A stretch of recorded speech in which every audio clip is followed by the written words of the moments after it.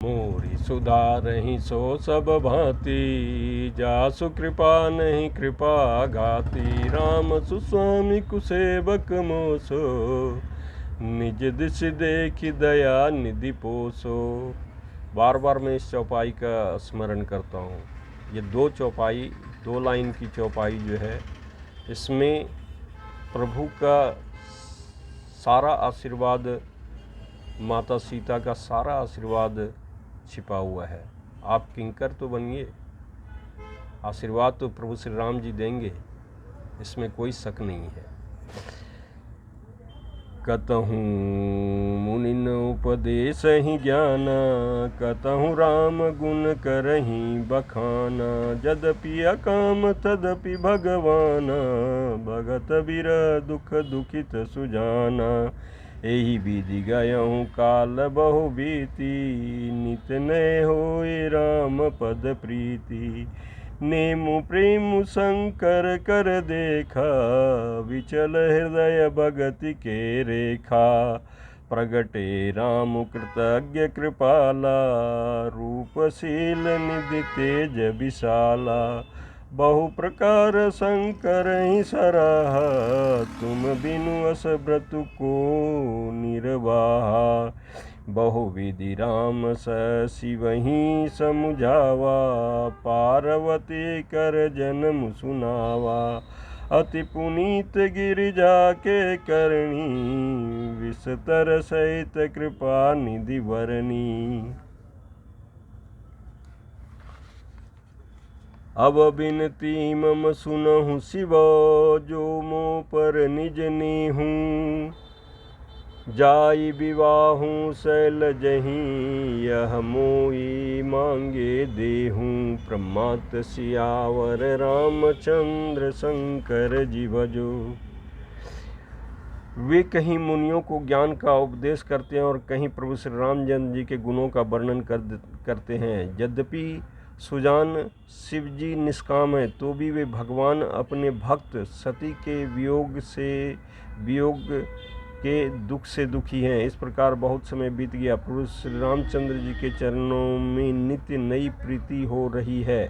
शिव जी के कठोर नियम, अनन्य प्रेम और उनके हृदय में भक्ति की अटल टेक को प्रभु श्री रामचंद्र जी ने देखा। तब कृतज्ञ उपकार मानने वाले कृपालु रूप और शील के भंडार, महान तेज पुंज भगवान श्री रामचंद्र जी प्रकट हुए।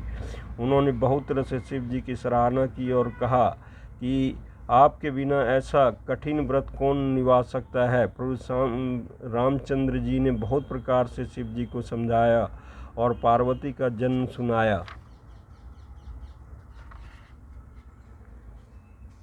कृपा निधान प्रभु श्री रामचंद्र जी ने विस्तार पूर्वक पार्वती की अत्यंत पवित्र करनी का वर्णन किया। फिर उन्होंने शिव जी से कहा, यदि मुझ पर आपका स्नेह है तो अब आप मेरी विनती सुनिए। मुझे यह मांगे दीजिए कि आप जाकर के पार्वती के साथ विवाह कर लेंगे। कह शिव यद्यपि उचित अस नहीं, नाथ बचन पुनि मेटी न जाहि।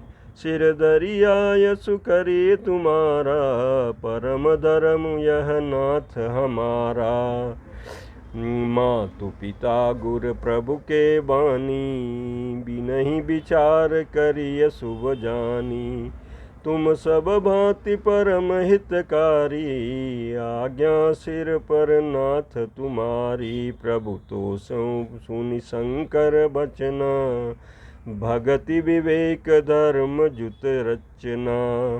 का प्रभु हम तुम्हार पन रहूं, अब और राखें जो हम कहूँ।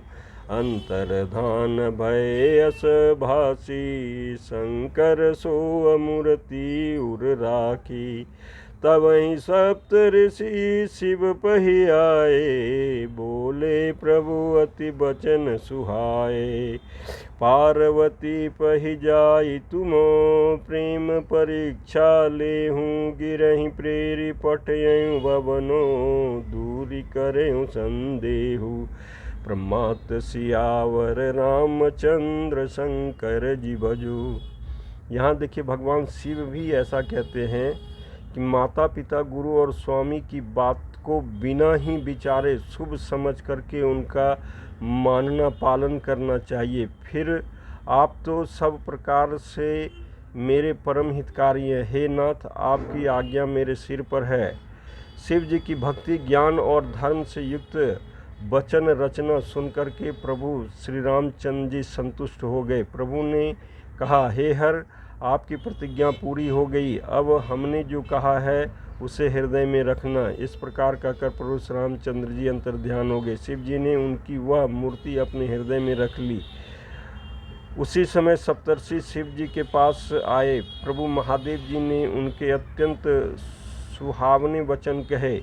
आप लोग पार्वती के जाकर उनके प्रेम की परीक्षा लीजिए और हिमाचल को कह करके उन्हें पार्वती को लिवा लाने के लिए भेजिए तथा पार्वती को घर भिजवाइए और उनके संदेह को दूर कीजिए।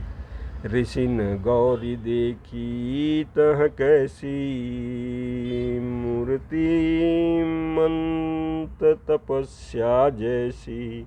बोले मुनि सुनु शैल कुमारी, करहु कवन कारण तपु भारी। कही अवराधहूँ का तुम चाहूँ, हम सन सत्य मरमु की न कहूँ।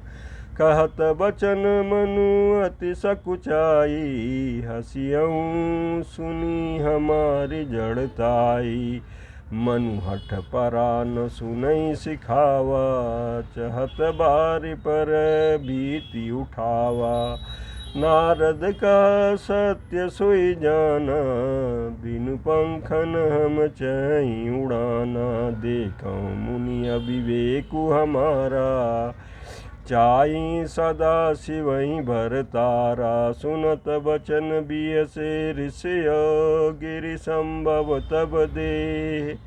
नारद कर उपदेश सुनी, कहूँ बसऊँ किसु गेह। प्रमात सियावर रामचंद्र शंकर जी भजो। आप लोग ऋषियों ने वहाँ जाकर पार्वती को कैसा देखा, मानो मूर्तिमान तपस्या ही हो। मुनि बोले, हे शैल कुमारी, सुनो, तुम किस लिए इतना कठोर तप कर रही हो? तुम किसकी आराधना करती हो और क्या चाहती हो? हमसे अपना सच्चा भेद क्यों नहीं कहते? पार्वती ने कहा, बात कहते मन बहुत सकुचाता है। आप लोग मेरी मूर्खता सुन कर के हंसेंगे।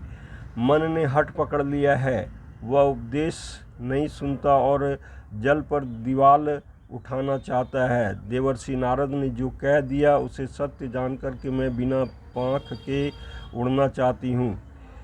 हे मुनियों, आप मेरा ज्ञान तो देखिए कि मैं सदा शिव जी को ही पति बनाना चाहती हूँ। पार्वती की बात सुनते ही ऋषि लोग हंस पड़े और बोले, तुम्हारा शरीर पर्वत से ही उत्पन्न हुआ है। भला कहो तो देवर्षि नारद का उपदेश सुनकर के आज तक किसका घर बसा है?